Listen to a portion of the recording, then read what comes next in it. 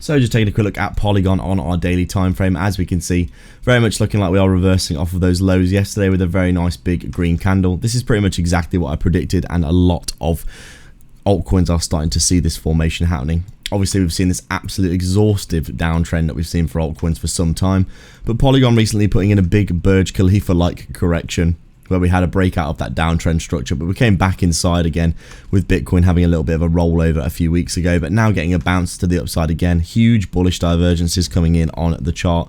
Lower lows on the price action, higher lows on the RSI, meaning that we are losing strength to the downside of the downtrend, and looking like we are breaking out again here and closing outside of our downtrend resistance, just like a lot of altcoins are over the past few days for the first time in a long time since March. As you can see, we've been absolutely destroyed across the market, but I mean, wow, what opportunities to be buying in on some quality cryptos for the long term. Polygon looking like it's basically going to get a lovely big W double bottom reversal, just like I've been saying in my past few videos for it. Really looking to come up and target that 52-53 cent area at the 0.23 Fibonacci, which is exactly what I've been saying in my past few videos.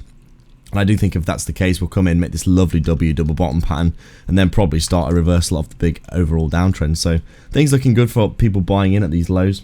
I do think all the nonsense that people have been saying about Polygon is going to get sorted out. These kinds of cryptos I think will do well in the next bull market. We are now, you know, what we're now 90, 85, 90% corrected from the all-time high. That's probably, in my opinion, on average, the time to buy in comparison to near all-time highs when things have already pumped up. So very interesting times ahead. Let's see what we can do. Like and subscribe for more.